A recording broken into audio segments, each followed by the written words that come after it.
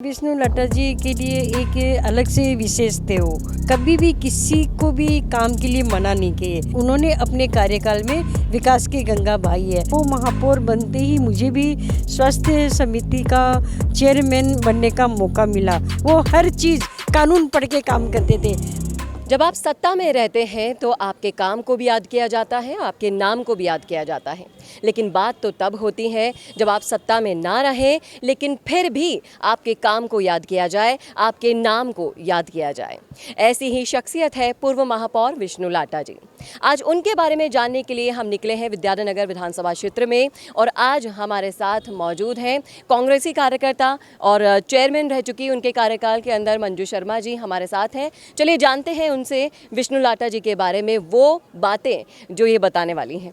Ma'am, मैं आपसे जानना चाहूँगी कि विष्णु लाटा जी का जो कार्यकाल रहा था महापौर का, उसके अंदर ऐसी कौन सी बातें हैं जो उन्हें दूसरे महापौर से अलग बनाती हैं?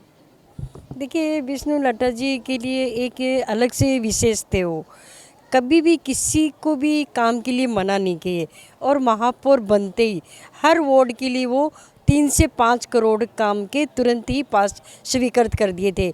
इसके अलावा भी हमारे कोई काम बच जाते थे, हम लेटर लेके जाते थे तो मना नहीं थी। ये उनकी सबसे अच्छी कार्यशैली थी कि किसी को मना नहीं करना, और उन्होंने अपने कार्यकाल में विकास की गंगा बहाई है।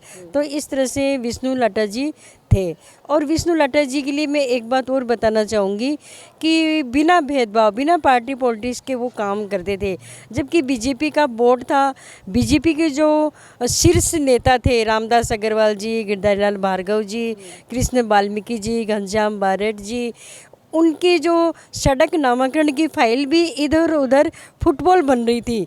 और विष्णु लाटा जी जैसे ही महापौर बने, उन्होंने तुरंत इन शीर्ष नेताओं के नाम नामांकन कर एक संदेश दिया कि जो राजस्थान के जो शीर्ष नेता है बिना पार्टी पॉलिटिक्स किए, उनके नाम का नामांकन होना चाहिए। और उन्होंने उनके नाम से उन सड़कों का नामांकन किया।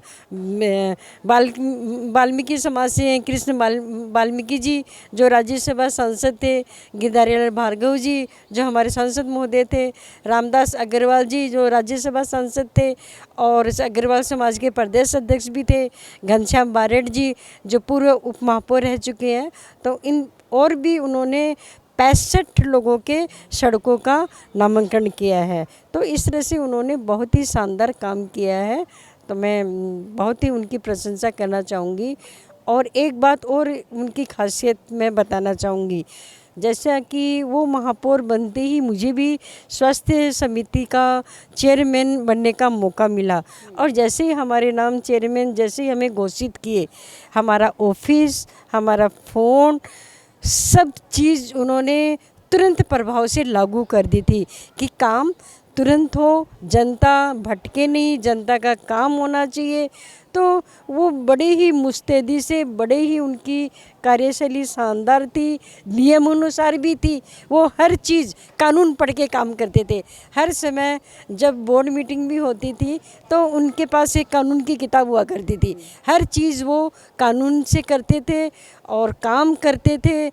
तो मैं विष्णु लता जी के बारे में मैं बहुत अच्छा मानती हूँ कि महापौर रहते हुए हमारा भी जनता में नाम हुआ, काम हुआ और जनता प्रसन्न हुई।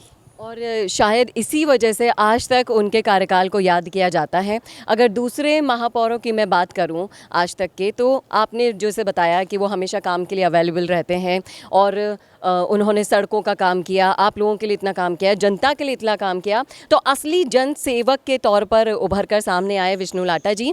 मैं आपसे जानना चाहूँगी मंजू मैम कि आप उनके सानिध्य में काम कर चुकी हैं, तो आप क्या कहना चाहेंगी कि विष्णु लाटा जी को अगर एक बार और फिर से मौका मिलता है तो किस तरह से मतलब लोगों को फ़ायदा मिल सकता है? और देखिए, विष्णु लाटा जी एक जन नेता थे, कार्यशैली अच्छी थी, सबकी सुनते थे और बिना भेदभाव में सबका काम करते थे। और स्थानीय जनता भी उनकी बहुत प्रशंसक थी।